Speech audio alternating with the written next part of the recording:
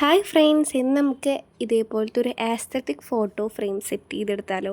അതിനായിട്ടുള്ള എഡിറ്റിംഗ് ആണ് ഞാൻ കാണിക്കുന്നത്. അതിന് ഇൻഷോട്ട് ഓപ്പൺ ചെയ്യുക, എന്നിട്ട് അവിടെ ഒരു ഗ്രിഡ് എന്ന് പറഞ്ഞൊരു ഓപ്ഷൻ കാണും. ആ ഓപ്ഷനിൽ ക്ലിക്ക് ചെയ്ത് കഴിഞ്ഞാൽ നമുക്ക് വേണ്ട ഫോട്ടോസ് അതിൽ വരും. അതിൽ നിന്ന് വേണ്ട ഫോട്ടോസൊക്കെ നമുക്ക് സെലക്ട് ചെയ്തെടുക്കാവുന്നതാണ്. ഇതിൽ മാക്സിമം 9 ഫോട്ടോസാണ് നമുക്ക് ഇൻക്ലൂഡ് ചെയ്യാൻ പറ്റുള്ളൂ. ഇനി ഇതിൻ്റെ ക്യാൻവാസ് സെറ്റ് ചെയ്തെടുക്കണം. ക്യാൻവാസ് സെറ്റ് ചെയ്തെടുക്കാനായിട്ട് ഞാൻ 9:16 എന്നുള്ള ഒരു ഫ്രെയിമിലാണ് ഇത് ചെയ്യണത്. അപ്പോൾ അത് കുറച്ചും കൂടി നീളനായിട്ട് കിട്ടും. അപ്പോൾ 9:16 എന്നുള്ളൊരു ഇത് ക്ലിക്ക് ചെയ്ത് കഴിഞ്ഞ് കഴിഞ്ഞാൽ നമുക്ക് ആ ഒരു ലെങ്ത്തിൽ വരും. ഇതിൻ്റെ ഉള്ളിൽ നമുക്ക് ഫോട്ടോസൊക്കെ അഡ്ജസ്റ്റ് ചെയ്യാനുള്ള ഓപ്ഷനൊക്കെ ഉണ്ട്. ഇനി ഇതിൻ്റെ ഫിൽറ്റർ സെറ്റ് ചെയ്യണം. ഫിൽറ്റർ സെറ്റ് ചെയ്യാനായിട്ട് ഞാൻ കുറച്ചും കൂടി ബ്ലാക്ക് തീമാണ് ഉദ്ദേശിക്കുന്നത്. അപ്പോൾ ഇതിൽ മെമോ എന്ന് പറഞ്ഞൊരു ഓപ്ഷൻ ഉണ്ട്. ആ ഓപ്ഷൻ ക്ലിക്ക് ചെയ്താൽ നമുക്ക് ബ്ലാക്ക് കളറായിട്ട് കിട്ടും.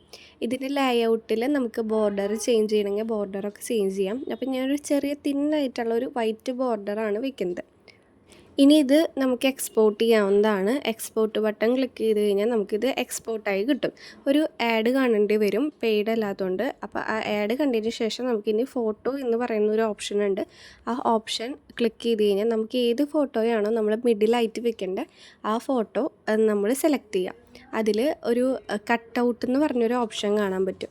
ആ കട്ടൗട്ട് എന്നുള്ള ഓപ്ഷൻ കൊടുത്തു കഴിഞ്ഞാൽ ഇതിൻ്റെ കറക്റ്റ് ആയിട്ട് ഫുൾ ബാക്ക്ഗ്രൗണ്ട് റിമൂവ് ആയി പോകും. ഇനി നമുക്കിതിനായിട്ട് വൈറ്റ് ബാക്ക്ഗ്രൗണ്ട് വെക്കണമെങ്കിൽ അതിൽ തന്നെ ആ കട്ടൗട്ട് എന്നുള്ള ഓപ്ഷനിൽ ഔട്ട്ലൈൻ എന്ന് പറഞ്ഞത് കാണാൻ പറ്റും.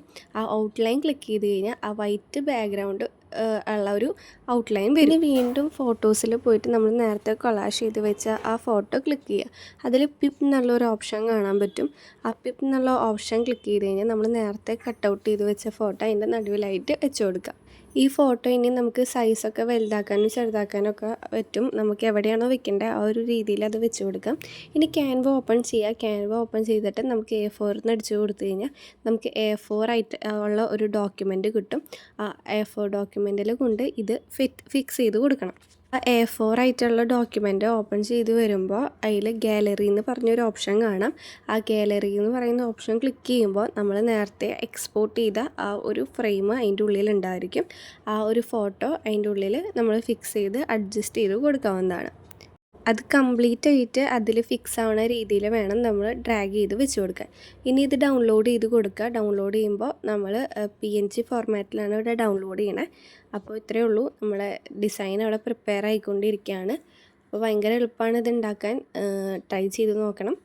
സബ്സ്ക്രൈബ് ചെയ്യണം, ലൈക്ക് ചെയ്യണം, ഷെയർ ചെയ്യണം.